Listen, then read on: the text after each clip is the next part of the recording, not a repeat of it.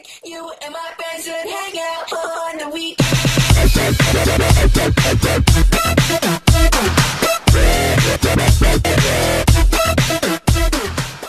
И здравейте хора, аз съм Милката БГ и днес ще направя едно ревю на един сървър с резиденции.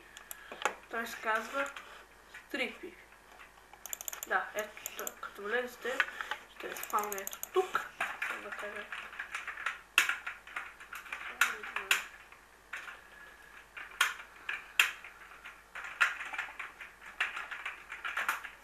Да кажа така. Ето тук ще ви спаваме ето тук, ще видите. Добре дошли в StreetPip. Евент има всеки ден от... Добре дошли в StreetPip. Евент има всеки ден от 20:00. Ако се нуждаете от помощ, посети LARP Help.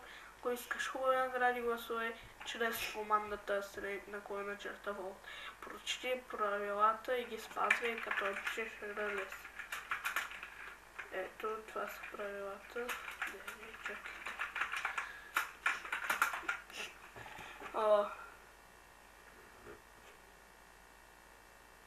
Забранено да използваш хакове модове като конзоли, забранено да рекламираш други сервери и каквито да игри бан IP, забранено е да снимате хора бан, забранено е да се карате. И ето къде може да прочетете. Сега в сервера има 11 човека, но вечерта се събират. Креатив свят има на LARP, креатив след малко ще покажа ларповете и също така и тук скайпа на главния. Да. Тук има малко джимпче. Ето това е спалват изцяло. Да. И ето тъпа позволя се забранено. Да, бе, слаб съм на джимп. И тук. Да, не мога да се скоча. И да. Ето това са дизайните пътечките, като продължите направо. Виждате Ender Chest, който всъщност е Create Key-овете. Десен бутон се отваря Create Key. Даже аз мисля, че имам един. Сега да ще кажа. Ето как действа.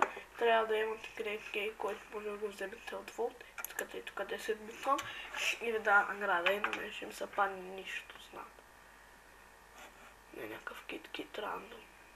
Баста бя. Горе-долу са.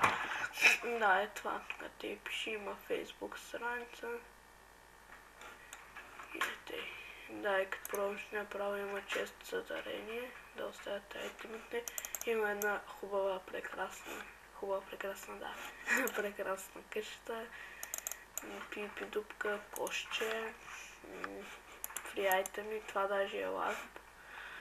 Ама още има къща, нека продължим към ларповете. Първият LARP е LARP от Battle Dome, който е PvP евент.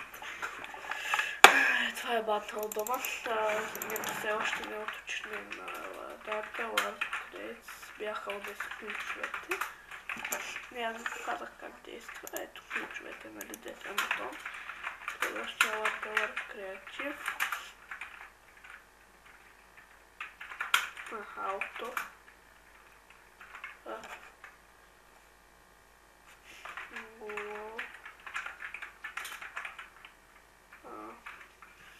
Плот ме ауто. Това нещо е бъгнато явно. Абе, трябва да се оправи в една. Следващия LARP е LARP Drop Party. Това е Drop Party. Това е евенти, както разбрахте, 8 часа. Тук една часове често и ви вземате айтеми. Следващия LARP е LARP Enchant, който е на 30 левел Enchant. Както виждате, следващия LARP е LARP End, който е за PvP, ето това е той. Следващия LARP е LARP Force, който е евент. И ето, да, това представлява там номинация. Следващия LARP е LARP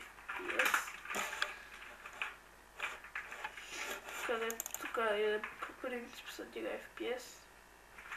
Стъклото лагване е. Не я знам.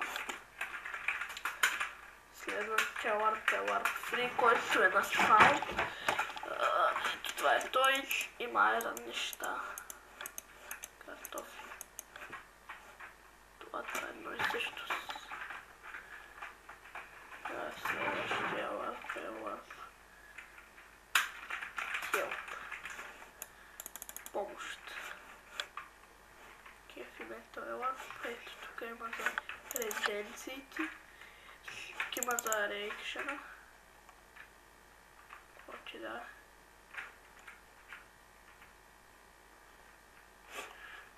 Да, може да видите. Може да волтват. Тук как да волтнете. Как се прави резиденция. Следващия Warp е Warp Leaves.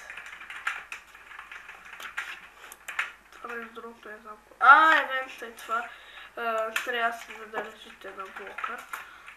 Следващия Warp е Warp Minigames.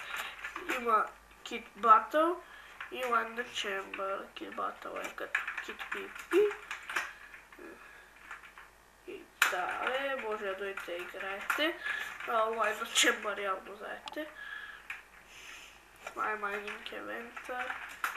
Следващия Warp е Warp Money.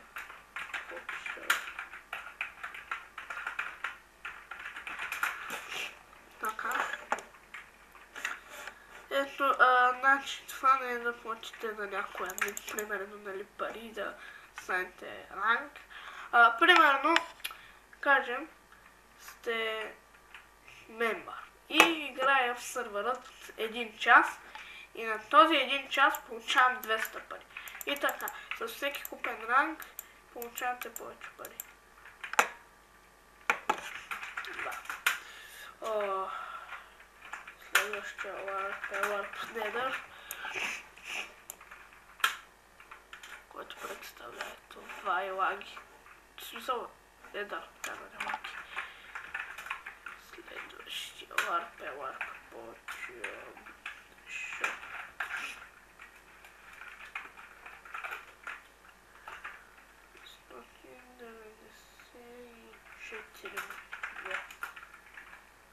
Тук може да се имате порошенки.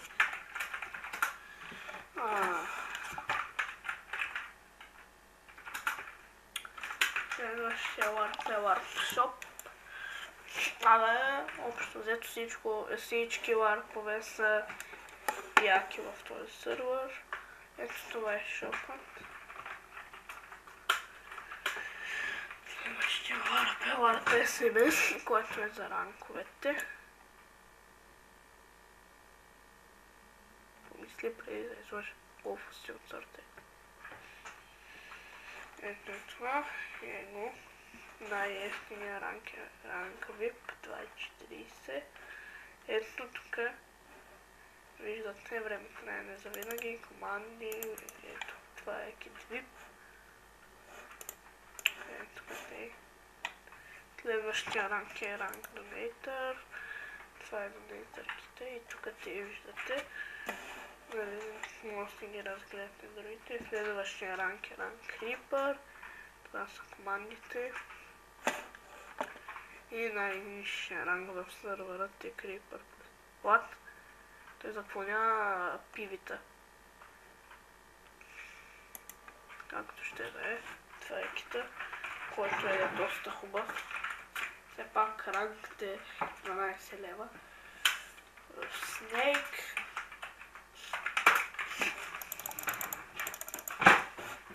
Това е Snake евентът.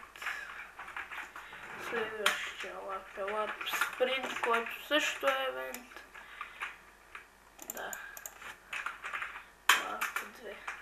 Warp YouTuber. Ето какви са изискванията за YouTuber.